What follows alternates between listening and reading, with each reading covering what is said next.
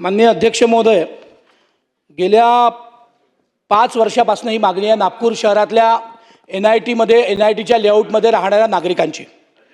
आम्ही प्रचंड बैठकी घेतल्या, माननीय मुख्यमंत्र्यांसमोर बैठकी झाल्या, माननीय मुख्यमंत्र्यांसमोर बैठकी झाल्यात, माननीय एकनाथ शिंदे साहेबांसमोर बैठकी झाल्या आणि त्यात ठरलं की नजूलच्या धर्तीवर नागपूर सुधार प्रन्यासमधल्या लेआउट धारकांना जे निवासी लोक राहतात त्यांना फ्री होल्ड द्यावं आणि नजूलच्या धर्तीवर निवासी लोकांकडनं रेडी लेक्नरच्या 2% आणि याचं भाडं जे औद्योगिक वापरतात त्यांच्याकरता 5 की 10%।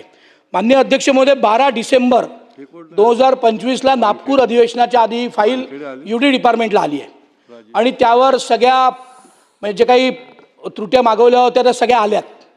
UD डिपार्टमेंटनी फाईल नीट करून सगळ्यांचे शेरे मागवून ही समोर पाठवली आहे। माझी एकच माझा म्हणजे या बाबतीत माझे 2 स्पेसिफिक प्रश्न आहे की 4 गोष्टी यातनं करावायच्यात।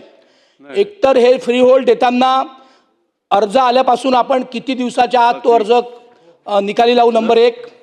नागपूर सुधार प्रन्यास ही योजना हाती घेतल्यानंतर याच्याकरता कुठला एक डेलिकेटेड अधिकारी देणार आहेत का, नंबर 2। त्याच्याकरता वेगळा कक्ष नेमणार आहे का, नंबर 3। या समितीने आपण ही ज्या दिवशी ही योजना घोषित करू त्या दिवशी आपण सर्व नागपूरच्या वृत्तपत्रांमध्ये घोषणा करणार आहोत का, याची काय ॲड देणार का, 3। नंबर 4, अर्ज घेतल्यापासून 1 महिन्याच्या आत आपण हे सोडवावं अशी विनंती आहे।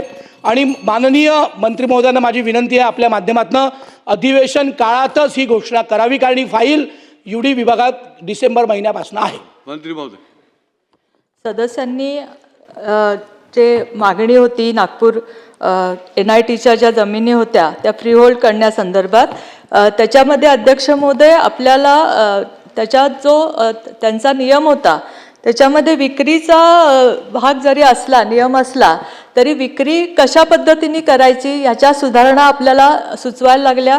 त्यामुळे आपण 8(3)च्या अंतर्गत तशी सुधारणा आत्ता शासनाकडे NIT बोर्डाने तसा प्रस्ताव आपल्याकडे दिलेला आहे।